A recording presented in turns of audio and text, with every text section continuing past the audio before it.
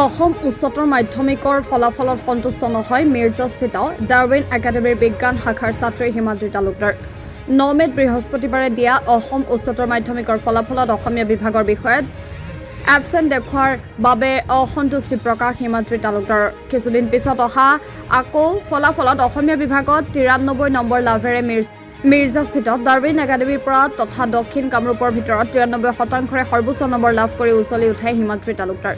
হিমাদ্ৰী তালুকদাৰ এগৰাকী ভাল চিকিৎসক হ'বৰ বাবে মন আছে বুলি আমাৰ সংবাদদাতাক জানিবলৈ দিয়ে পলাশবাৰী সমষ্টিৰ গদেবৰীৰ ৰমেন তালুকদাৰ আৰু মীনাক্ষী তালুকদাৰৰ জীয়াৰী হিমাদ্ৰী তালুকদাৰ। সোমবাৰে ডাৰউইন একাডেমীৰ শিক্ষক শিক্ষয়িত্ৰীসকল হিমাদ্ৰী তালুকদাৰৰ বাসগৃহলৈ গৈ শুভেচ্ছা জ্ঞাপন কৰে। মোৰ নাম হিমাশ্ৰী তালুকদাৰ আৰু মোৰ কলেজখন ডাৰউইন একাডেমী আছিলে আৰু মোৰ ঘৰ গদেবৰীত। মোৰ ৰিজাল্টটো মানে মই ভবামতে নহ'ল, কাৰণ আছামিছত মোৰ ৰিজাল্টটো অহা নাছিলে। মই মেট্ৰিকত 100 পাইছিলোঁ, কিন্তু ইয়াতে হায়াৰ ছেকেণ্ডাৰীত মানে মোৰ ৰিজাল্টটো অহা নাছিলে, এবচেণ্ট বুলি আছিলে। কিন্তু তাৰ পাছত মই অশেষ দিনৰ পাছত ৰিজাল্টটো পালোঁ আৰু 93 পালোঁ। কিন্তু আজি মই সেই ৰিজাল্টটো পাই সুখী হোৱা নাই। তথাপি ৰিজাল্টটো যিহেতু দিছে তো একো ক'ব নোৱাৰিম। আৰু টিচাৰবিলাকে বহুত সহায় কৰিছে। মই উদাস আদৰ্শ বিদ্যামন্দিৰত পঢ়িছিলোঁ। তাৰ পৰা মই 94.6% পাবলৈ সক্ষম হৈছিলোঁ। মই এজন ডক্তৰ হ'ব বিচাৰি আছোঁ। আমাৰ কলেজৰ ৰিজাল্টটো অত্যন্ত ভাল ৰিজাল্ট, কাৰণ আমি আশা কৰা মতে ৰিজাল্ট হৈছিল। কিন্তু আমি হিমাশ্ৰীৰ ওপৰত আৰু অলপ বেছি আশা কৰিছিলোঁ, কিন্তু ভবাতকৈ অলপ তাই কম পালে। আৰু এটা গণ্ডগোল হ'ল যে অসমীয়াত তাই 98 পাম বুলি কৈছিলে, কিন্তু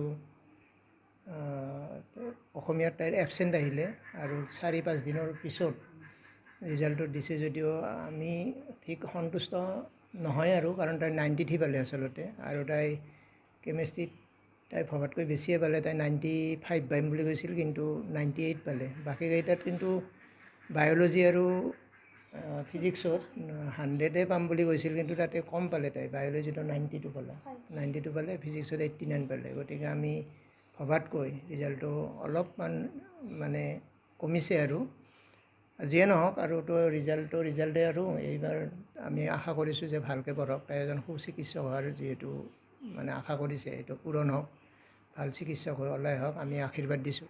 আমাৰ ডাৰউইন একাডেমী মিৰ্জাৰ ফলাফল এইবাৰ দক্ষিণ কামৰূপৰ ভিতৰতে বহুত ভাল বুলি আমি গম পাইছোঁ বাকীকেইখনৰ তুলনাত।